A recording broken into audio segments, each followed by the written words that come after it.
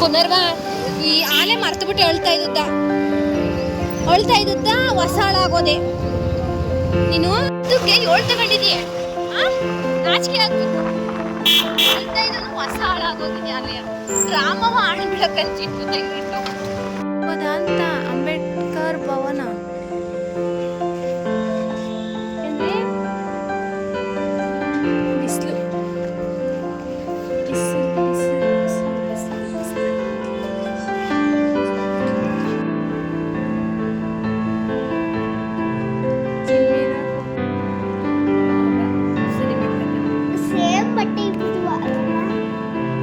Hi friends, welcome back to my YouTube channel Shubha Manu vlogs. Friends, ಇದು ನನ್ನ weight loss ಜರ್ನಿಯ day 4 ಆಗಿರುತ್ತೆ.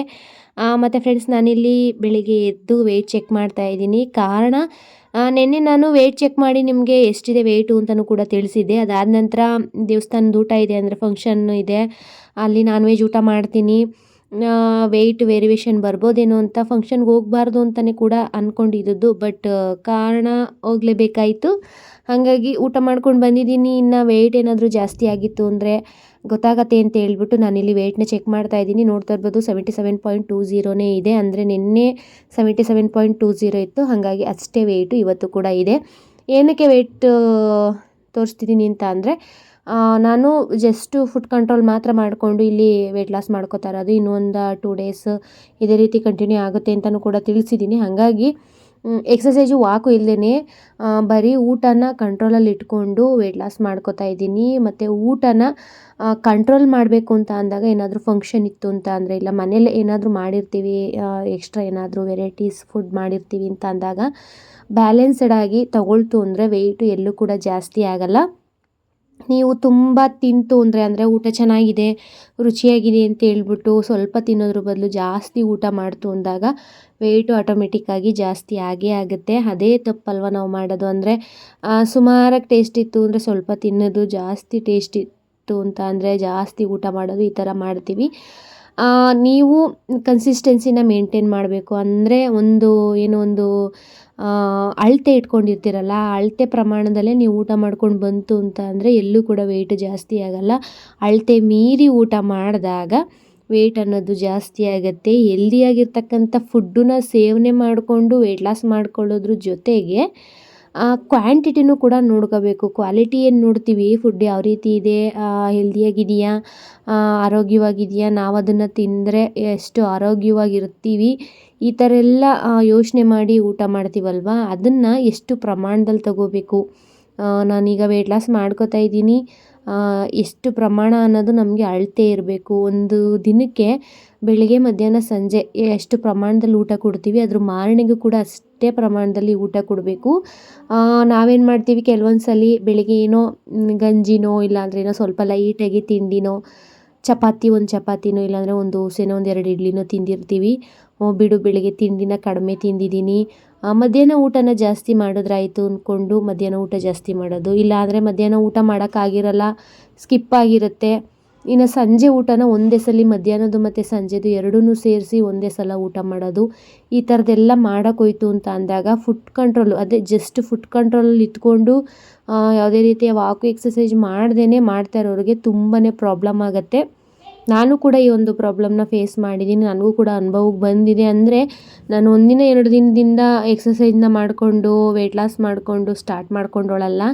ಸುಮಾರು ನಾನು ಇವಾಗಲೇ 2020 ಅಂದರೆ ಒಂದು 5 ವರ್ಷದಿಂದನೂ ನನಗೆ ಗೊತ್ತು ವೆಯ್ಟ್ ಲಾಸ್ ಮಾಡ್ಕೊಳ್ಳೋದು ಹೇಗೆ, ಮತ್ತು ವೆಯ್ಟ್ ಗೇನ್ ಆದರೆ ನಾನು ಯಾವ ರೀತಿ ಟ್ರಿಕ್ನ ಬಳಸ್ಕೊಂಡು ನನ್ನ ಒಂದು ಲೈಫ್ ಸ್ಟೈಲ್ನ ಯಾವ ರೀತಿ ಚೇಂಜ್ ಮಾಡಿಕೊಂಡು ವೆಯ್ಟ್ ಲಾಸ್ ಮಾಡ್ಕೋಬೋದು ಅನ್ನೋದು ನನಗೆ ತುಂಬಾ ಚೆನ್ನಾಗಿ ಗೊತ್ತು. ಹಾಗಾಗಿ ಇದೆಲ್ಲ ನಾನು ಆಲ್ರೆಡಿ ಅನುಭವಿಸಿದ್ದೀನಿ. ಅಂದರೆ ಬೆಳಗ್ಗೆ ಏನಾದರೂ ತಿಂಡಿ ಟೈಮಲ್ಲಿ ಸ್ವಲ್ಪ ತಿಂದಿತ್ತು ಅಂದರೆ ಮಧ್ಯಾಹ್ನ ಸ್ವಲ್ಪ ಜಾಸ್ತಿ ತಿಂದ್ಬಿಡೋದು.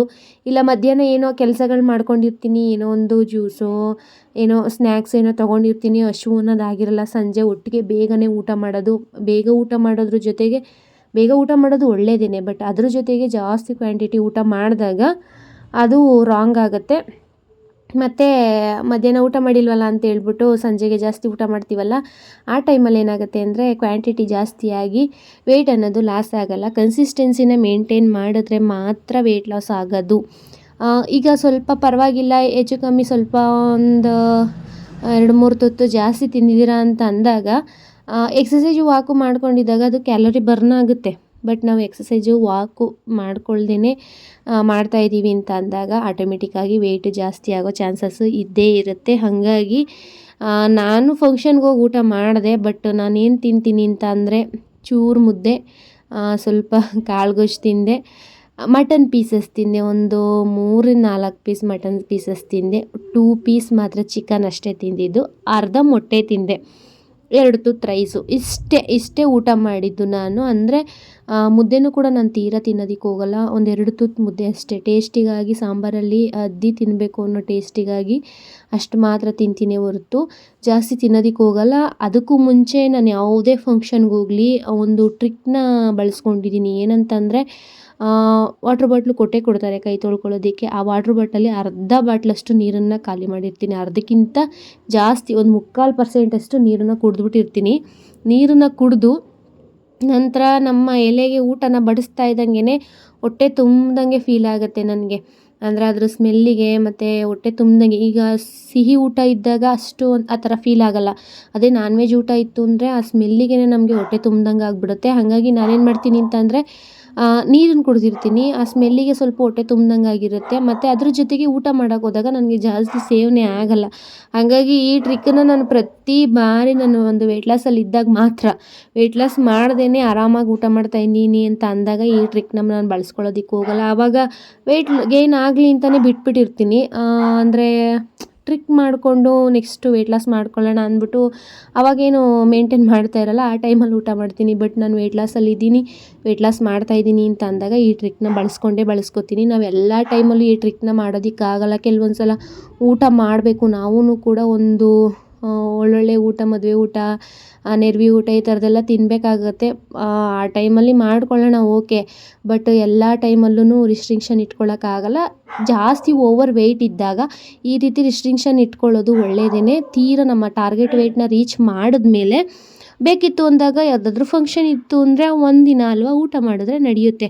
ಬಟ್ ನಾವು ವೆಯ್ಟ್ ಲಾಸ್ ಆಗದೇ ವೆಯ್ಟ್ ನಮ್ಮ ಟಾರ್ಗೆಟ್ ವೆಯ್ಟ್ನ ರೀಚ್ ಮಾಡ್ದೇ ಈ ರೀತಿ ಸಿಕ್ಕಾಪಟ್ಟೆ ಚೀಟ್ ಮೀಲ್ ಮಾಡ್ಕೊಳ್ಳೋದು ಅಷ್ಟು ಒಳ್ಳೆಯದಲ್ಲ ಅಂತ ಹೇಳ್ಬೋದು. ಹಾಗಾಗಿ ನಂದು ವೆಯ್ಟ್ ನೋಡ್ತಾ ಇರ್ಬೋದು ನೀವು, ಸೇಮ್ ನೆನ್ನೆ ಅಷ್ಟೇ ವೆಯ್ಟ್ ಇದೆ. ಬಟ್ ನಾನು ಡೈಲಿ ವೆಯ್ಟ್ ಚೆಕ್ ಮಾಡೋಕ್ಕೆ ನನಗೆ ಇಷ್ಟ ಇಲ್ಲ. ವೀಕ್ಲಿ 1 ಟೈಮು ವೆಯ್ಟ್ನ ಚೆಕ್ ಮಾಡಬೇಕು ಅಂತ ನಾನು ಅಂದ್ಕೊಂಡಿರೋದು. ಹಾಗಾಗಿ ಅದೇ ರೀತಿ ಮಾಡ್ಕೊಳ್ಳೋಣ, ಪ್ರತಿದಿನ ವೆಯ್ಟ್ ಚೆಕ್ ಮಾಡೋದು ಬೇಡ ಅಂತಲೇ ಸುಮ್ಮನಿದ್ದೀನಿ. ಬಟ್ ಇವತ್ತೇನಕ್ಕೆ ವೆಯ್ಟ್ ಚೆಕ್ ಮಾಡಿದೆ ಅಂತ ಅಂದರೆ, ನಿನ್ನೆ ಫಂಕ್ಷನ್ ಊಟ ಏನಾದರೂ ಜಾಸ್ತಿಯಾಗಿ ವೆಯ್ಟ್ ಜಾಸ್ತಿ ಆಗಿರ್ಬೋದೇನೋ, ನಾನೆಲ್ಲಾದರೂ ಕ್ವಾಂಟಿಟಿಲಿ ಪ್ರಮಾಣ ಜಾಸ್ತಿ ತೊಗೊಂಡಿರ್ಬೋದೇನೋ ಅನ್ನೋ ಒಂದು ಡೌಟಲ್ಲಿ ನಾನು ಚೆಕ್ ಮಾಡಿದ್ದು. ಬಟ್ ಅಷ್ಟೇನು ಡಿಫ್ರೆನ್ಸ್ ಏನು ಬಂದಿಲ್ಲ, ಸೇಮ್ ವೆಯ್ಟೇ ಇದೆ. ಅದರ ಜೊತೆಗೆ ಎಕ್ಸಸೈಜ್ ವಾಕು ಮಾಡ್ತಿಲ್ವಲ್ಲ, ತುಂಬಾ ಸ್ವಲ್ಪ ಬೇಜಾರಾಗ್ತಿದೆ. ಡೈಲಿ ಮಾಡಬೇಕು ಅಂತ ಅನ್ಕೋತಾ ಇದ್ದೀನಿ, ಬಟ್ ಕೆಲವೊಂದು ರೀಸನ್ಗಳಿಂದ, ಆಮೇಲೆ ಸರಿಯಾಗಿ ನಿದ್ದೆ ಆಗ್ತಿಲ್ಲ, ಅದೊಂದು ಕಾರಣಗಳಿಂದ ಕಣ್ಣೆಲ್ಲ ಊದ್ಕೊಳ್ಳೋದು, ಮುಖ ಎಲ್ಲ ಸ್ವಲ್ಪ ಊದ್ಕೊಳ್ಳೋದು, ನಿದ್ದೆ ಸರಿಯಾಗಿ ಆಗಲಿಲ್ಲ ಅಂದರೆ ಈ ಥರದ್ದೆಲ್ಲ ಆಗುತ್ತೆ. ಅದಕ್ಕೆ ನಾನು ಸ್ವಲ್ಪ 1-2 ದಿನ ಫುಡ್ ಕಂಟ್ರೋಲೇ ಮಾಡ್ಕೊಳ್ಳೋಣ ಅಂದ್ಬಿಟ್ಟು ಸುಮ್ಮನೆ ಆಗಿದ್ದೀನಿ. ಮತ್ತು ನಾನು ಸ್ವಲ್ಪ ನೆಗ್ಲೆಕ್ಟ್ ಮಾಡ್ತಾಯಿದ್ದೀನಿ ನನ್ನ ಒಂದು ವೆಯ್ಟ್ ಲಾಸ್ ಜರ್ನಿನಲ್ಲಿ. ಬೇರೆಯವರಿಗೆಲ್ಲ ಮೋಟಿವೇಶನ್ ಆಗೋ ರೀತಿ ವಿಡಿಯೋಸ್ ಮಾಡೋದು, ಮತ್ತು ನನ್ನ ಮಾತುಗಳಲ್ಲಿ ಆ ರೀತಿ ಕೆಲವೊಬ್ಬರಿಗೆ ಇಷ್ಟ ಆಗಿ ನಾವು ಕೂಡ ವೆಯ್ಟ್ ಲಾಸ್ ಮಾಡ್ಕೋಬೇಕು, ಏನಕ್ಕೆ ಇನ್ನು ಮುಂದಕ್ಕಾದರೂ ಮಾಡ್ಕೋಬೇಕು ಅಂತ ಅನಿಸೋ ರೀತಿ ನಾನೆಲ್ಲ ಹೇಳ್ತೀನಿ. ಬಟ್ ನಾನೇ ಎಲ್ಲೋ ಅದನ್ನು ತಪ್ಪು ದಾರಿಲಿ ಹೋಗ್ತಾಯಿದ್ದೀನಿ ಅಂತ ಅನ್ನಿಸ್ತಿದೆ. ಹಾಗಾಗಿ ನನಗೂ ಕೂಡ ಮೋಟಿವೇಶನ್ ಬೇಕು. ನನಗೆ ನಾನೇ ಮೋಟಿವೇಟ್ ಮಾಡಿಕೊಂಡು ಮುಂದಿನ ದಿನಗಳಲ್ಲಿ ಇನ್ನೂ ಸ್ಟ್ರಿಕ್ಟಾಗಿ ಮಾಡಬೇಕು. ಇದೇನೇನೂ ಅಲ್ಲ, ಎಕ್ಸಸೈಜು ವಾಕ್ ಇಲ್ಲ ಅಂದರೆ ಅದು ಡಯಟೇ ಅಲ್ಲ ಅಂತ ನನ್ನ ಅನಿಸಿಕೆ. ಹೌದು, ಬೆಸ್ಟು ಎಕ್ಸಸೈಜು ವಾಕ್ ಇತ್ತು ಅಂದರೆ ಮಾತ್ರ. ವಾಕ್ ಅಂದರೆ ಸ್ವಲ್ಪ ಬಸ್ಸಿಗೆಲ್ಲ ಓಡಾಡ್ತೀನಲ್ವ, ಅಲ್ಲಿ ಸ್ವಲ್ಪ ವಾಕ್ ಆಗುತ್ತೆ. ಸುಮಾರು ನಾನು ಯಾರ್ದು ಬೈಕ್ಗೆಲ್ಲ ಡ್ರಾಪ್ ಕೇಳೋದೇ ಇಲ್ಲ. ಈ ಕಡೆಯಿಂದ ನಡೀತೀನಿ, ಮತ್ತು ಆ ಕಡೆಯಿಂದ ಬಸ್ ಸ್ಟ್ಯಾಂಡ್ಗೂ ಬರುವಾಗ ನಡೀತೀನಿ. ಇಲ್ಲ ಅಂದ್ರೂ ಒಂದು 1/2 ಅವರ್ ನಡೆದಿರ್ತೀನಿ ದಿನ. ಮಾರ್ನಿಂಗ್ ಟೈಮು ವಾಕ್ ಮಾಡ್ತು ಅಂದರೆ ಆ ವಾತಾವರಣದಲ್ಲಿ ಸ್ವಲ್ಪ ಇನ್ನೂ ರಿಲೀಫ್ ಅಂತ ಅನಿಸುತ್ತೆ. ಬೆಳಗಿನ ಕೆಲಸಗಳು ಕೂಡ ಬೇಗನೆ ಆಗುತ್ತೆ. ಅದಕ್ಕಾಗಿ ನೋಡಿ ಡೈಲಿ ವಾಕ್ ಹೋಗಿದ್ದು ಬಂದಿಲ್ಲ ಅಂದರೆ ಎದ್ದೇಳೋದು ಕೂಡ ಲೇಟು, ಮತ್ತು ಏನೋ ಒಂಥರ ಸೋಂಬೇರಿತನ, ದಿನವಿಡೀ ಸೋಂಬೇರಿತನ. ಏನನ್ನು ಮಾಡ್ಕೊಂಡು ತಿನ್ನಬೇಕು, ಮತ್ತು ಡೆಟಾಕ್ಸ್ ವಾಟರು, ಗ್ರೀನ್ ಟೀ ಇದೆಲ್ಲ ತೊಗೋಬೇಕು ಅಂದರೆ ಏನೋ ಒಂಥರ ಸೋಂಬೇರಿತನ. ಅಯ್ಯೋ ಯಾರು ಮಾಡ್ಕೊಳ್ಳೋರು ಅಂತ ಈ ಥರದ್ದೆಲ್ಲ ಪ್ರಾಬ್ಲಮ್ಸ್ ಆಗ್ತಿದೆ. ಅದೇ ಫ್ರೆಶ್ಶು ವಾತಾವರಣದಲ್ಲಿ ಬೆಳಗ್ಗೆನೆ ಎದ್ದು ವಾಕ್ ಹೋಗಿದ್ದು ಬಂತು ಅಂದರೆ ಮೂಡು ಕೂಡ ಚೆನ್ನಾಗಿರುತ್ತೆ. ಕೆಲಸಗಳು ಮೇಯ್ನಾಗಿ ಕೆಲಸಗಳು ಎಷ್ಟು ಬೇಗ ಆಗುತ್ತೆ ಅಂತ ಅಂದರೆ ಅದೇನೇ ನಾನೀಗ ಯೋಚನೆ ಮಾಡ್ತಾ ಇರೋದು. ಕೆಲಸಗಳೇ ಸಾಗ್ತಿಲ್ವಲ್ಲ, 11 ಗಂಟೆ ಅದೆಷ್ಟು ಬೇಗ ಆಗಿಬಿಡುತ್ತೆ. 11 ಗಂಟೆ ಅಷ್ಟರಲ್ಲಿ ಮನೆ ಕೆಲಸ ಎಲ್ಲ ಮುಗಿಸಿ ಆರಾಮಾಗಿ ರೆಸ್ಟ್ ಮಾಡ್ತಿದ್ದೆ ನಾನು. ಮನೆ ಹತ್ರ ಇದ್ದಾಗ ವಾಕೆಲ್ಲ ಹೋಗ್ತಿದ್ನಲ್ವ, ಆ ಟೈಮಲ್ಲಿ 10 ಗಂಟೆ ಅಷ್ಟರಲ್ಲೆಲ್ಲ ಎಕ್ಸಸೈಜು, ಅಡುಗೆ, ಊಟ ಎಲ್ಲ ಮುಗ್ದೋಗ್ತಿತ್ತು. ಬಟ್ ಇವಾಗ ಅದು ಟೈಮ್ ಬ್ಯಾಲೆನ್ಸ್ ಮಾಡೋದಕ್ಕೆ ಆಗ್ತಾಯಿಲ್ಲ. ಓಡಾಟ ಜಾಸ್ತಿ ಆಗಿರೋದ್ರಿಂದ, ಸುಸ್ತು ಆಯಾಸ ಆಗ್ತಾ ಇರೋದ್ರಿಂದ ಸ್ವಲ್ಪ ನನಗೆ ಬೆಳಗ್ಗೆ ಎದ್ದೇಳೋಕ್ಕೆ ಆಗ್ತಾಯಿಲ್ಲ. ಮತ್ತು ಇವಾಗೆಲ್ಲ ಸ್ವಲ್ಪ ಮಳೆ ಜಾಸ್ತಿ ಆಗ್ತಿದೆ, ಆವಾಗವಾಗ ಮಳೆ ಬರೋದು, ಮತ್ತು ತೇವಾಂಶ ಇರುತ್ತೆ, ಸ್ವಲ್ಪ ಚಳಿ ಆಗುತ್ತೆ ಬೆಳಗಿನ ಟೈಮು ಅಂತ ಹೇಳ್ಬಿಟ್ಟು ನಾನೇ ವಾಕ್ಕೆಲ್ಲ ಎದ್ದೇಳೋದು ಸ್ಕಿಪ್ ಮಾಡ್ತೀನಿ. ಆ ಟೈಮಲ್ಲಿ ಚೆನ್ನಾಗಿ ನಿದ್ದೆನೂ ಕೂಡ ಬರ್ತಾ ಇರುತ್ತೆ ಅಂತೇಳ್ಬಿಟ್ಟು ಎಲ್ಲ ಕಾರಣಗಳನ್ನ ಕೊಟ್ಕೊಂಡು ಸ್ಕಿಪ್ ಮಾಡ್ತಾಯಿದ್ದೆ. ಹಾಗಾಗಿ ಕೆಲಸಗಳು ಯಾವುದು ಕೂಡ ಸರಿಯಾಗಿ ಇನ್ ಟೈಮ್ಗೆ ಆಗ್ತಾಯಿಲ್ಲ. ಬೆಳಗ್ಗೆ ಎದ್ದು ವಾಕ್ ಮುಗಿಸ್ಕೊಂಡು ಬಂದು ಫಟ್ ಅಂತ ಮನೆ ಕೆಲಸಗಳನ್ನ ಸ್ಟಾರ್ಟ್ ಮಾಡ್ಕೊತು ಅಂದರೆ ಇವ್ರ ಮನೆಯವರೆಲ್ಲ ಉಳಿದವರೆಲ್ಲ ಎದ್ದೇಳೋಷ್ಟರಲ್ಲಿ ಮನೆ ಕೆಲಸ ಆರಾಮಾಗಿ ಮುಗ್ದೋಗಿರ್ತದೆ. ಅದಕ್ಕೆ ಇವಾಗ ನೋಡೋಣ, ನಾಳೆಯಿಂದ ಈ ರೀತಿ ಮಾಡ್ಕೊಳ್ಳೋಣ ಅಂತ ಅಂದ್ಕೊಂಡಿದ್ದೀನಿ. ಯಾವಾಗ ಆಗುತ್ತೋ ಗೊತ್ತಿಲ್ಲ. ನಾಳೆ ಕಂಪಲ್ಸರಿ ಎದ್ದು ಹೋಗಬೇಕು ಅಂತ ಡಿಸೈಡ್ ಮಾಡ್ಕೊಂಡಿದ್ದೀನಿ. ಬಟ್ ಆಗುತ್ತಾ ಏನೋ ಗೊತ್ತಿಲ್ಲ. ಇನ್ನು ನಾವು ಚಿಂಟುನ ನಮ್ಮ ಮನೆಯವರಿಗೆ ರಜೆ ಇತ್ತು ಅಂತೇಳಿ ಟ್ಯೂಷನ್ ಕರ್ಕೋಗ್ಬೇಕಾಗಿತ್ತಲ್ಲ, ಹಾಗಾಗಿ ನಾನೇ ಕರ್ಕೊಂಡು ಹೋಗ್ತೀನಿ ಅಂತ ಹೇಳಿದ್ರು. ಸರಿ ಆಯಿತು ಕರ್ಕೊಂಡೋಗಿ ಅಂತ ಹೇಳ್ಬಿಟ್ಟು ಸ್ವಲ್ಪ ಬೆಳಿಗ್ಗೆ ಎದ್ದು ಕೆಲಸಗಳೆಲ್ಲ ಮುಗಿಸಿ ಅದಾದ ನಂತರ ಬಟ್ಟೆ ವಾಶ್ ಮಾಡೋದಿತ್ತು, ಅದನ್ನು ಕೂಡ ಎಲ್ಲ ಮುಗಿಸ್ಕೊಂಡು ಇನ್ನು ಬೆಳಗಿನ ತಿಂಡಿಗೆ ಪುಳಿಯೋಗರೆ ಮಾಡಿದೆ ಮನೆಯವ್ರಿಗೆಲ್ಲ. ಯಾರು ರೈಸ್ ತಿಂತಾರೆ ಅಂಥವ್ರು ಪುಳಿಯೋಗರೆ ರೈಸ್ ತಿನ್ನಲ್ಲ ಅಂತ ಅಂದರೆ ರೊಟ್ಟಿ ಮತ್ತು ಚಟ್ನಿನ ಮಾಡ್ತೀನಿ ಅಂದ್ಬಿಟ್ಟು ರೊಟ್ಟಿ ಚಟ್ನಿ ಮಾಡಿದ್ದೆ. ಆಲ್ಮೋಸ್ಟ್ ನಮ್ಮ ಮನೇಲಿ ಯಾರೂ ರೈಸ್ ತಿನ್ನಲ್ಲ ಬೆಳಗಿನ ಟೈಮು. ಇನ್ನು ಹುಡುಗರು ಇದ್ರಲ್ಲ ಅವ್ರಿಗಾಗತ್ತೆ ಅಂತೇಳಿ ಪುಳಿಯೋಗರೆ ಮಾಡಿ ರೊಟ್ಟಿನೂ ಕೂಡ ಮಾಡಿದ್ದೆ. ಇನ್ನು ಮಧ್ಯಾಹ್ನಕ್ಕೆ ಮೊಸರು, ಪುಳಿಯೋಗರೆ ಗೊಜ್ಜು, ಚಟ್ನಿ ಇದೆಲ್ಲ ಇತ್ತು. ಅದನ್ನೇ ಬ್ಯಾಲೆನ್ಸ್ ಮಾಡೋಣ, ಸಂಜೆಗೆ ಏನಾದರೂ ಮಾಡ್ಕೊಂಡ್ರಾಯ್ತು ಅಂತ ಹೇಳ್ಬಿಟ್ಟು ಟ್ಯೂಷನಿಗೆ ಬಂದು ಚಿಂಟುನ ಬಿಟ್ಟು ಅದಾದ ನಂತರ ಪಾರ್ಕಲ್ಲಿದ್ದಿ. ಪಾರ್ಕ್ ಬಂದಿದ್ವಿ. ಮಂಡ್ಯದಲ್ಲಿ ಅಂಬೇಡ್ಕರ್ ಭವನದ ಎದುರುಗಡೆ ಒಂದು ಪಾರ್ಕ್ ಇದೆ, ಅಲ್ಲಿಗೆ ಬಂದು ಸ್ವಲ್ಪ ಟೈಮ್ನ ಸ್ಪೆಂಡ್ ಮಾಡಿ ಅದಾದ ನಂತರ ನಮ್ಮ ನಾದಿನಿ ಮಗಳು ಬಂದಿಲ್ಲಲ್ಲ, ಅವಳದು ಸ್ವಲ್ಪ ಹೇರ್ದೆಲ್ಲ ಪ್ರಾಬ್ಲಮ್ ಇತ್ತು ಅಂತೇಳಿ ಡಾಕ್ಟರ್ಗೆ ತೋರಿಸಿ ಅವಳಿಗೊಂದು ಜೊತೆ ಡ್ರೆಸ್ನ ಕೊಡಿಸಿ, ಅಂದರೆ ಅವಳದು ನಾಳೆ ಬರ್ಡೇ ಇತ್ತು, ಹಂಗಾಗಿ ಒಂದು ಜೊತೆ ಡ್ರೆಸ್ನ ಕೊಡಿಸಿ ಚಿಂಟುನು ಕೂಡ ವಾಪಸ್ಸು ಟ್ಯೂಷನಿಂದ ಕರ್ಕೊಂಡು ಬಂದು ವಾಪಸ್ ಮನೆಗೆ ಬಂದ್ವಿ.